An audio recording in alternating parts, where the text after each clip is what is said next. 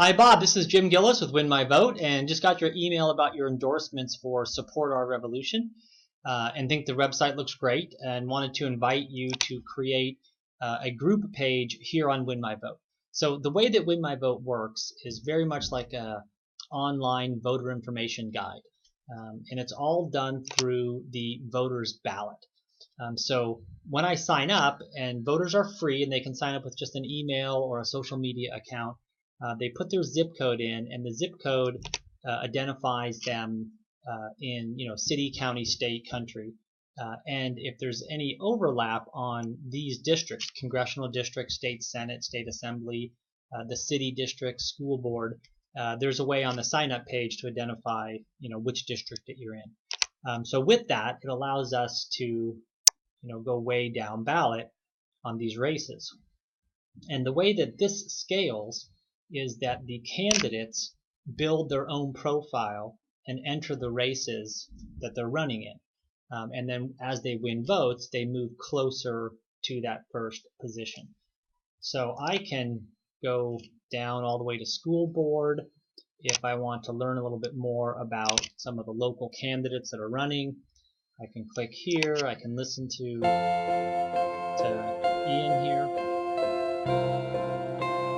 Government's role to empower people. If they cannot, then the government should not be there. That is the core function. First of all, open data is not new. It's as old as the very first library in human civilization. Public money being used to do something, to build something that informs people. So that's been around for a while. What's fun is that the modern version of open data is... Anyway, I won't let that run, but it's a really interesting video and his take on open data, and I think, hey, this is refreshing and it's great. And this is a demo account. His real account would have some endorsements up here, as well as he would build out the issues here. But I can go through and look at the different candidates, and what they have on their profile. So I'll go back to the ballot, and let's say I really like him, and I say, okay, you know what, he's won my vote.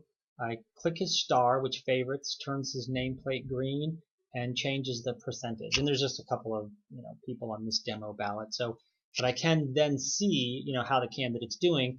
The candidate can also see how they're doing on this ballot. As I go through my ballot, one of the important parts of that are the endorsements. And I want to see the groups and organizations that endorse the candidate. And these groups, let's say if I follow specific groups, and then I say, okay, great. This is, let's see what these guys have to say. Black Men for Bernie. We're just going to turn around. We're going to take this picture because we're going to show the world that we continue to grow. Test through all this stuff. Look around at where we are. So now, don't leave. I'm going to pass it around. And again, I won't let that run, but I say great, and I see some other endorsements there, and I decide, yeah, you know what, I'm going to vote for Jill Stein this time around.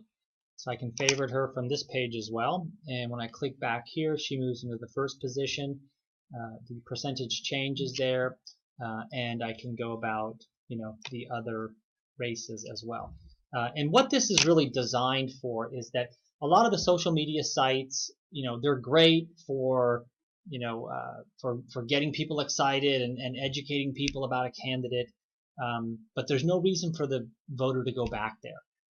There's no reason for the voter to be reminded of the candidate, especially when they have to look at 30, 40, 50 different candidates in 10 different races, plus propositions and measures, etc.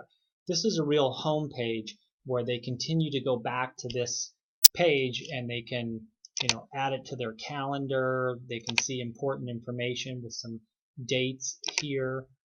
They can find their polling place. They put their address in here.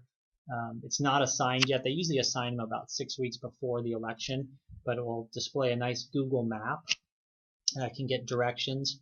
And then I can also print out my ballot with my favorites. It just prints out just the favorites with the map to my polling place. So it's a way of really, taking that final step, or closing that gap between, people being very excited about a candidate and actually voting for the candidate.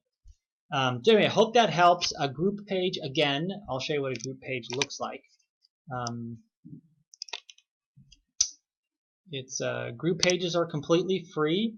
You build them, and then you make endorsements. So you can click on, make endorsement. You can easily endorse any one of the candidates here. You click on the candidate. It says you want to do a written or a video endorsement. Let's say you have a video endorsement for Jill Stein. You would put it in there. If you have a written one, you would put it in there, or you could just, favorite her, and that would be indicated on the voter's ballot that you're favoriting that candidate and you're endorsing that candidate. And you can also go down real quickly through all the down ballot candidates as well. So I want to endorse someone in a city council race in California, and her name is Devora. So I type in DEV, and there it is. I click on her. I say, yep, that's it. I want to do a video, and I put the URL in there, or I do a written one there, and then I publish the endorsement, and that's it. So would love to talk with you about, forming a group, and can show you anything else, about the site and answer any questions that you may have. And again, it's totally free to voters, totally free to groups and organizations and individuals that want to be what are called super voters, or people who make endorsements and that type of stuff. And then the business model is that candidates pay, and it's $100 to build an account and to get on to a ballot. So hope that helps, and again, would love to talk with you.